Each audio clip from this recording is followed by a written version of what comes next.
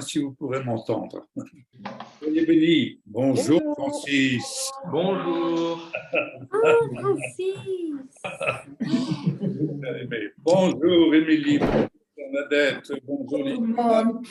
Bonjour, les amis d'Alsace. Eric. Elle est où, Josiane? Elle est là, Josiane. Elle est reliée, Josiane?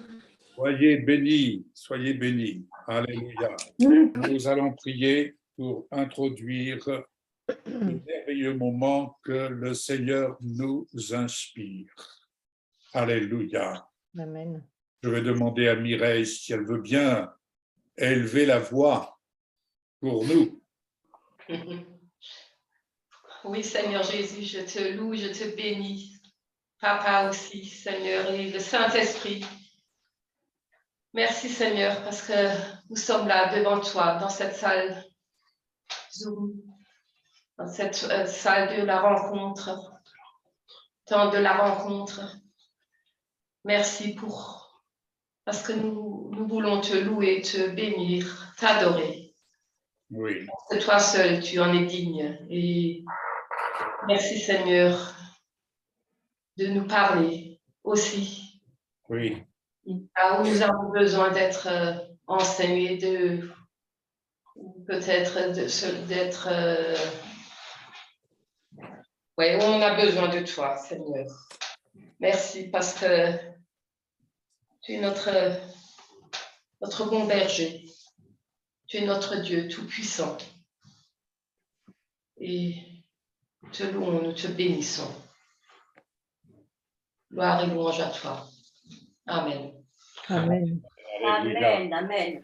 Alléluia. Alors, je voudrais avec vous prendre ce psaume 32, parce qu'en effet, le Seigneur nous parle et il va encore nous parler maintenant. Et je voudrais que cela soit clair dans votre esprit. Adam et Ève vivaient dans l'innocence du mal, dans le jardin d'Éden. Et si donc ils vivaient dans l'innocence du mal, l'action, le sacrifice de Yeshua a pour but de nous rétablir dans l'innocence du mal. Et être rétabli dans l'innocence du mal, c'est être rétabli dans la perfection de l'amour en Yeshua, l'amour d'Adonai en Yeshua. Et ainsi, quand on parle en cet instant, aimez-vous les uns les autres, nous devons apprendre à nous aimer, non pas sur un plan charnel, ça c'est une chose, mais à nous aimer de la perfection de l'amour de Dieu. Puisque l'amour de Dieu ne suppose pas le mal.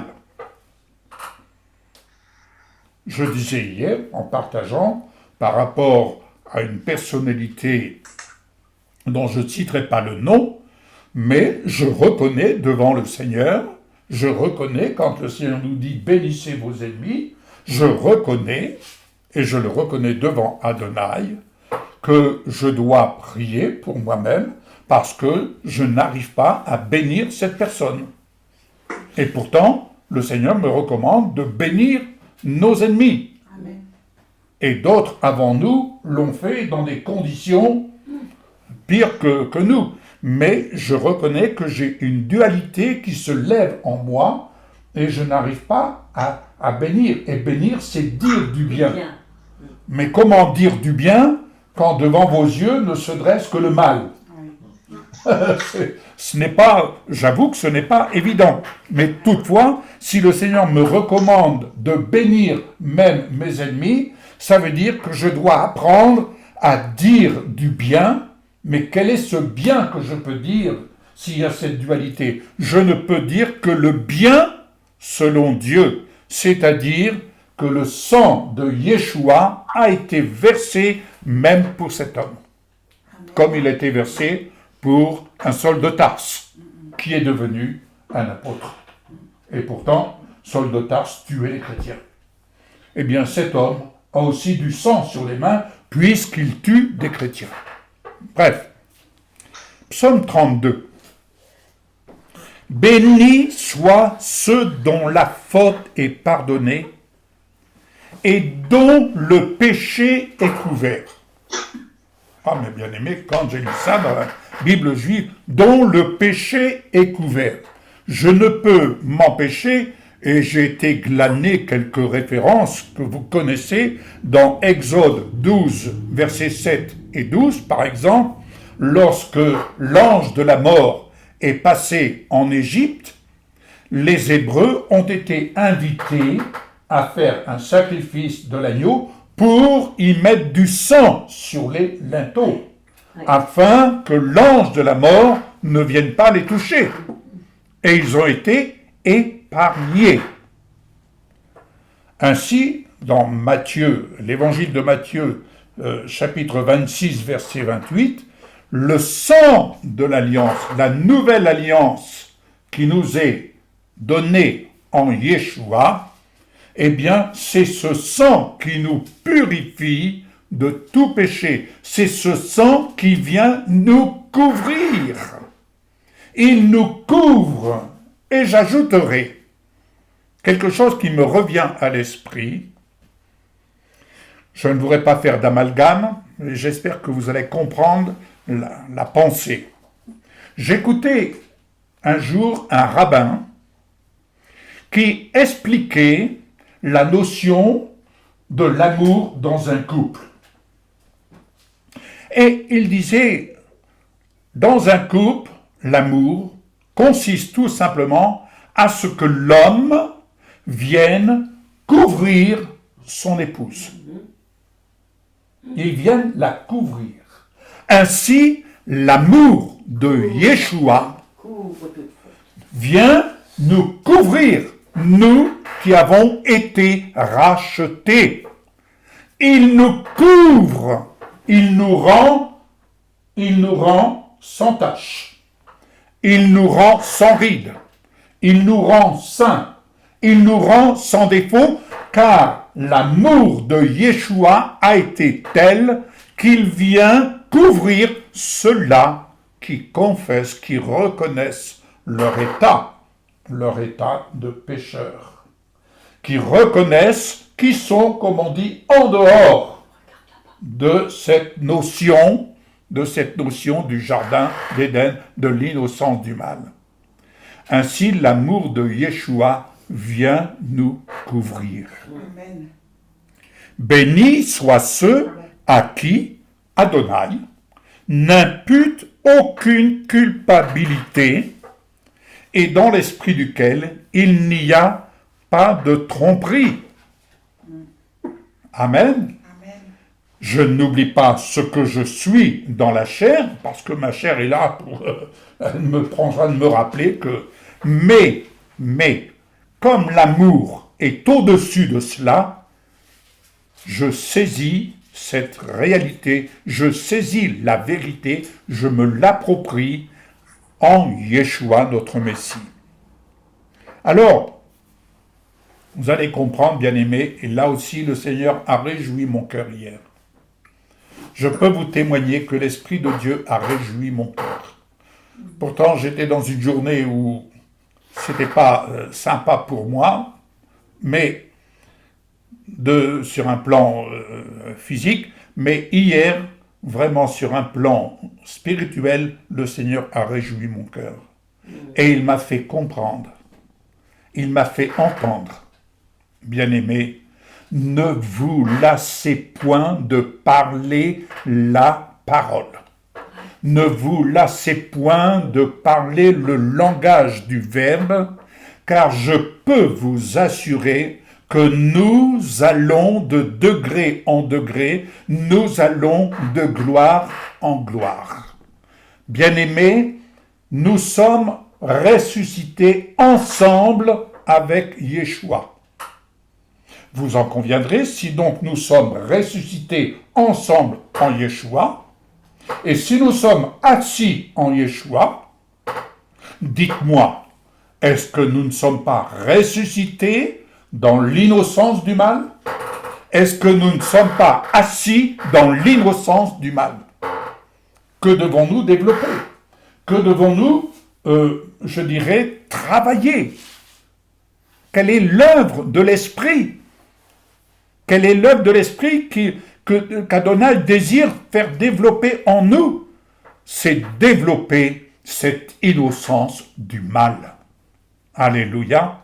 Et ça, c'est apprendre à vivre, j'ai bien dit apprendre à vivre dans la perfection de l'amour.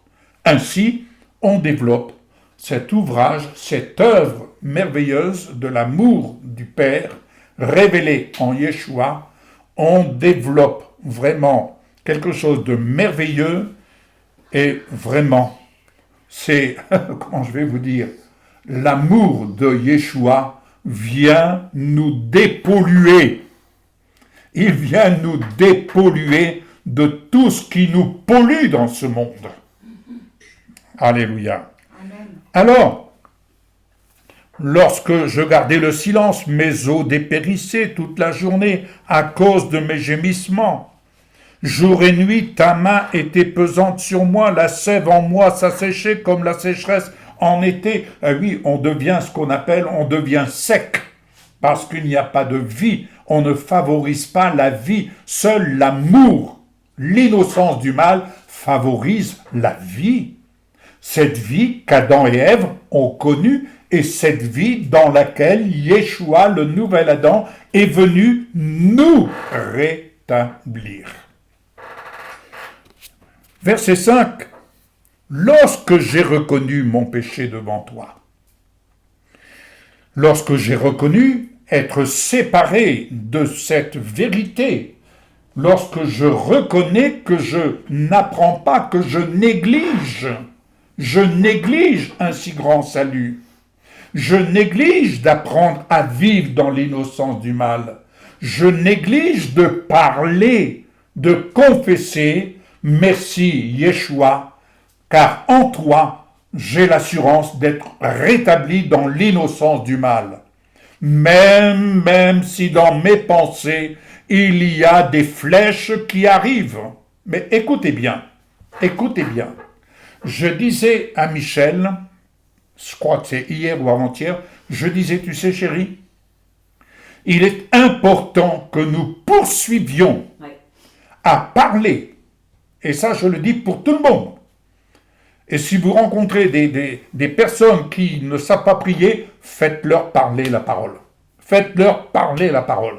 Pourquoi? Parce que parler la parole, parler la guérison, c'est envoyer des flèches. J'ai dit l'autre jour, c'est envoyer des parachutes de bénédiction. Mais imaginez, c'est envoyer des flèches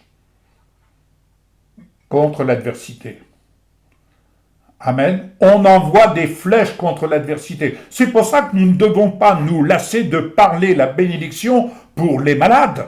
Nous ne devons pas nous retenir de parler la bénédiction. Je pense à Roger, je pense à Aurélie et à tant d'autres. Il faut parler jusqu'à ce que la flèche, la bonne flèche, la promesse de Dieu vraiment atteigne son but. Amen. Elle atteigne son but. Ainsi, lorsque j'ai reconnu mon péché devant toi, lorsque j'ai cessé de dissimuler ma culpabilité, mais il n'y a rien de plus terrible lorsqu'on a le sentiment d'être coupable, de ne pas avoir réussi, de ne pas avoir réussi telle ou telle chose, que ce soit dans le travail, que ce soit même dans la prière. Il n'y a rien de plus terrible que de se sentir coupable parce qu'on n'a pas pris position, par exemple, dans la prière. Ouais, c'est vrai. Et ça, bien aimé, il ne faut point laisser le terrain à l'adversité. On peut prier les uns pour les autres, vous pouvez prier pour moi, mais je dois, moi aussi, prier. C'est important. Sinon, c'est tout simplement parce que je laisse le terrain à l'adversaire. Je laisse les mauvaises semences venir pousser sur mon terrain. En sécheresse, qu'est-ce qui se passe? Je prends cette image. En sécheresse, eh bien, je ne sais pas pour certains, mais je pense à Francis qui a un terrain à tondre là-bas, mais sécheresse, il n'avait pas à passer la tondeuse aussi peu, mais il y avait des grandes herbes qui poussaient, des mauvaises herbes. Voyez? Et c'est pareil dans certains pâturages. Émilie, Bernadette comprennent bien ce que je veux dire. Mais nous ne devons pas laisser les mauvaises herbes venir sur notre terrain. Alléluia. Nous devons œuvrer de manière à confesser vraiment les paroles que le Yeshua nous inspire, et sa parole est là, et Dieu sait, quand on ouvre sa parole, que d'inspiration nous pouvons puiser. C'est même pas une piscine, c'est un océan d'amour. On va se plonger dans un océan d'amour et on reçoit des vagues de bénédiction. Alors ne vous privez point, exercez votre foi. Bien, je dis donc, je confesserai mes fautes à Adonai, toi, tu as pardonné la culpabilité de mon péché. Alléluia. Amen. C'est ainsi que chaque fidèle devrait prier en ce temps où on peut te trouver, Adonai. Vous comprenez? On peut avoir des raisons d'être attristé, on peut avoir des raisons d'être éprouvé, mais pour autant, nous pouvons nous réjouir vraiment de cette perspective dans laquelle le Saint-Esprit, car n'oublions pas le Saint-Esprit, vient pour nous conduire et nous faire atteindre cette dimension, entendez, nous faire atteindre cette dimension, cette hauteur,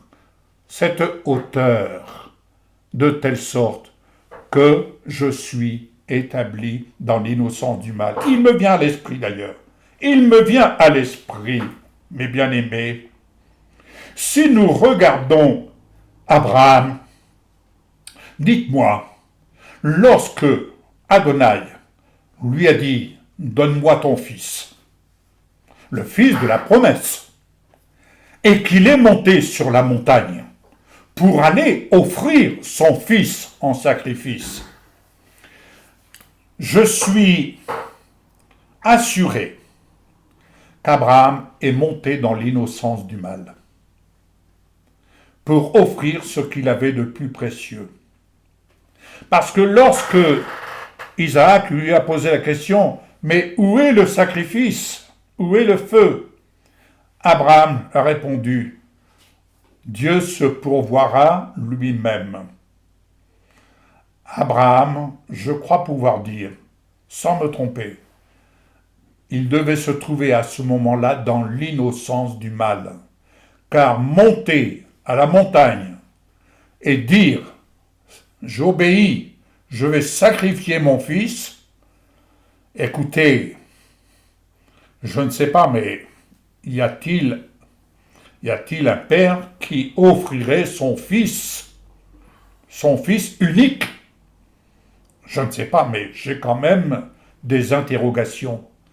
Et je pense que la clé pour Abraham, c'était qu'il montait sur la montagne avec l'assurance, l'innocence du mal, et il pouvait se permettre de dire « Mon Dieu se pourvoira lui-même ».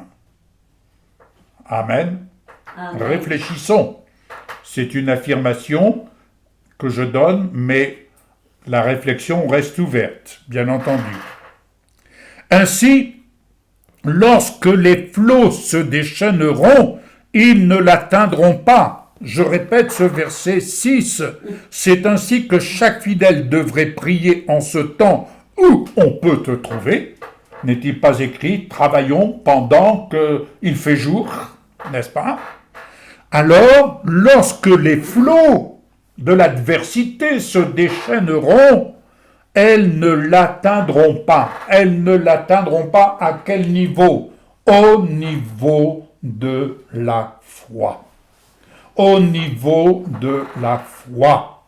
Elles ne nous atteindront pas parce que la foi qui vient de Yeshua et cette foi qui progresse dans l'innocence du mal triomphe de ce monde de culpabilité. Amen. Amen. C'est important vraiment de prendre conscience sur quoi nous sommes établis ou nous avons été rétablis en Yeshua, notre Messie. Alléluia. Et enfin, je peux dire, tu es un refuge pour moi, verset 7. Tu me garderas de la détresse. Tu m'entoureras de cantiques de délivrance. Alléluia. Parler les promesses de Dieu, c'est parler la délivrance, notre délivrance. Amen. Et je peux dire que Yeshua est mon refuge. Il est mon arche de gloire, où je me mets à l'abri. Alléluia. Pour y confesser l'œuvre de mon héritage. Bien-aimés, en Yeshua, nous sommes à l'abri, non pas pour y dormir, mais pour confesser l'œuvre de notre héritage. Amen. Alléluia. Amen. Et cette œuvre de notre héritage, c'est cet héritage sur lequel nous sommes, par la grâce d'Adonai, établis sur ce rocher qui est Christ glorifié. Amen. Amen. Et enfin, cela a été dit tout à l'heure dans vos propos, et c'est ça qui me réjouissait.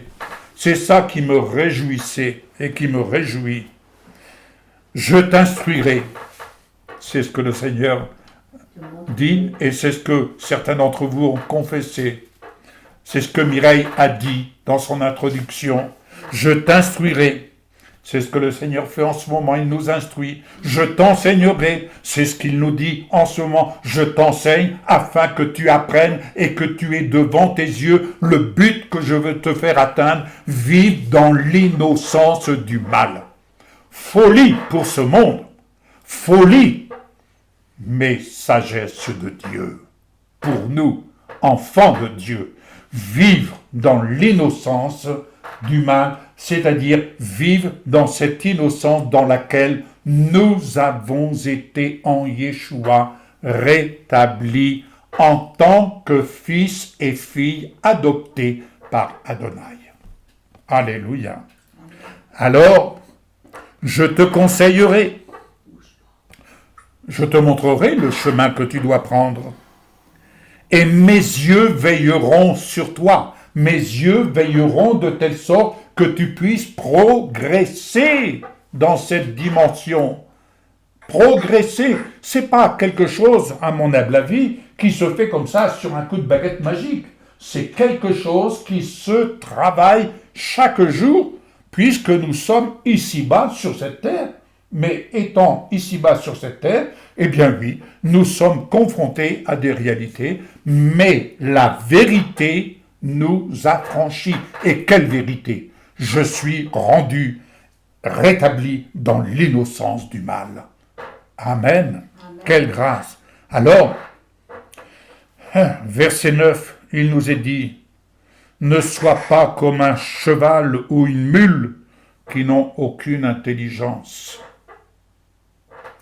qui doivent être maîtrisés avec un mors ou une bride, afin qu'ils ne s'approchent pas de toi. Oh bien-aimé, nous pouvons nous approcher chaque jour, plusieurs fois dans la journée, nous approcher du Père au nom de Yeshua, avec l'assurance que le sang de Yeshua est suffisant pour nous couvrir et nous rendre à l'innocence du mal.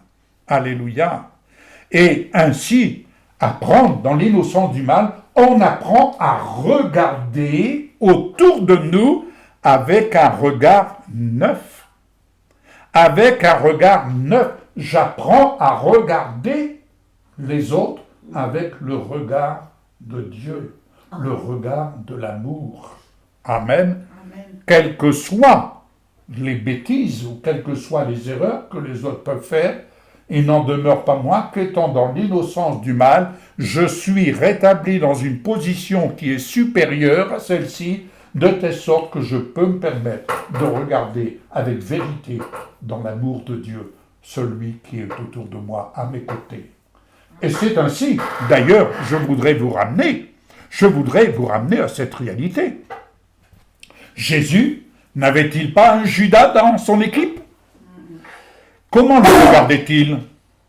Comment le regardait-il, ce Judas?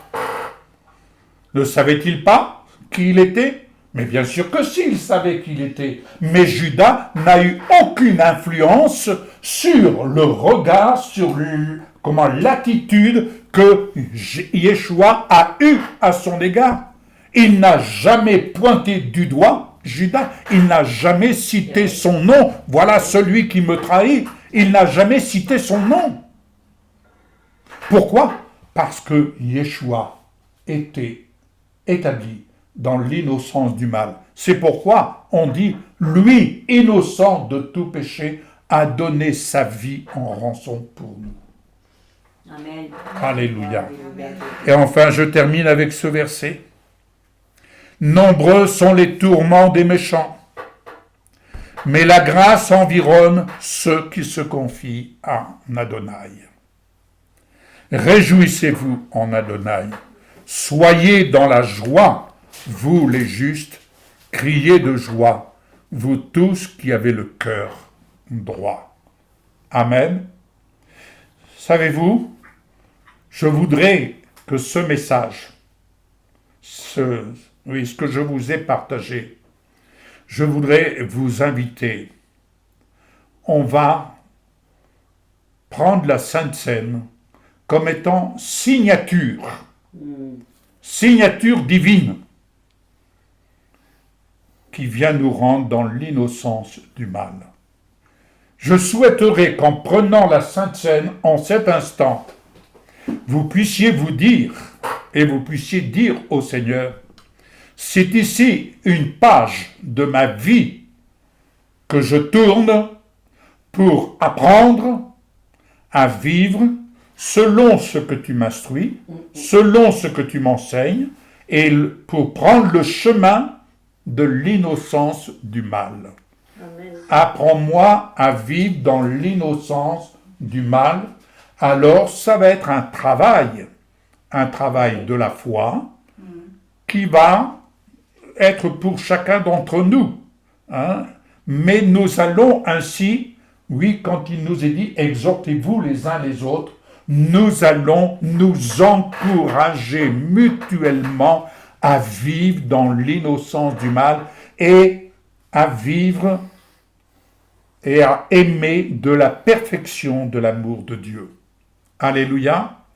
Alléluia. Alors on va prendre la Sainte Seine maintenant et ensuite on continuera. Et si vous avez quelque chose à partager, voire à rebondir, nous avons le temps de le faire. On a souvent tendance, nous, êtres humains, et peut-être nous, chrétiens, en tout cas, moi ça m'arrive, il y en a un paquet qu'on expédie directement en enfer. En disant, toi, c'est bon pour toi, tu vas aller faire ton petit tour là-bas, c'est clair et net. Et je me dis, mais si le Seigneur pensait comme ça, on serait tous déjà exterminés de la surface de la terre.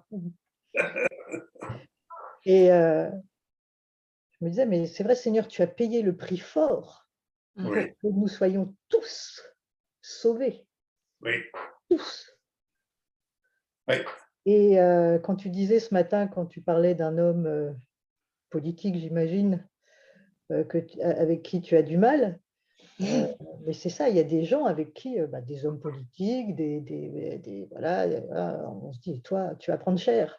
Mais ça, c'est pas l'amour de Dieu, c'est notre humanité. Et c'est vrai que si à l'époque on avait connu l'apôtre Paul, quand il était Saul de Tarse, on se serait dit, comme peut-être les disciples se le disaient d'ailleurs, hein, toi tu vas prendre cher à la distribution. Et non, le Seigneur en avait décidé autrement parce que c'était son choix. Et c'est vrai que c'est important parce que je crois que c'est ce qui ressort aussi beaucoup ce matin. Le Seigneur nous emmène dans une autre dimension d'amour pour nous dire, mais attendez, bon, on s'aime entre nous. Oui. C'est important et déjà ça, c'est grand, de nous aimer, de nous porter, de nous chérir entre nous. Mais il y a aussi ceux qui se perdent et le Seigneur les aime de la même manière qu'il nous aime. Alléluia. On oublie. L'amour qu'il a pour nous, il l'a aussi pour les gens de l'extérieur. Et c'est ça qu'il faut.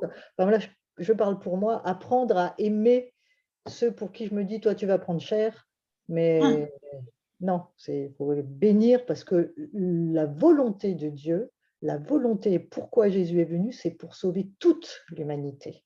Oui, Pour que pas un ne soit perdu. Alors certes, on le sait, tout le monde ne sera pas sauvé parce qu'après, c'est une question de choix. oui, Chacun choisit. L'amour avec le Seigneur, c'est un amour librement consenti. C'est un mariage accepté de part et d'autre. oui, Il n'y a pas de contrainte dans l'amour. Mais voilà, c'est vrai, moi, ce qui ressort beaucoup de ce matin, évidemment, quelle merveille, l'innocence du mal, mais aussi aimer et bénir oui, tous les gens, parce que le Seigneur nous aime tous de la même manière. Il oui, aime ceux qui ne sont pas encore sauvés, ceux qui ne sont pas encore venus à lui. Il nous aime, il les aime comme il nous aime nous. Et quand on prend conscience, déjà prendre conscience de comment il nous aime, si on prend aussi conscience qu'il les aime pareil, on n'a plus le même regard. oui. Voilà. Et, Faire ressortir ce matin, c'est important pour les temps dans lesquels on vit. oui, Ne cataloguons pas les gens parce que on est appelé à aimer, à bénir, à prier.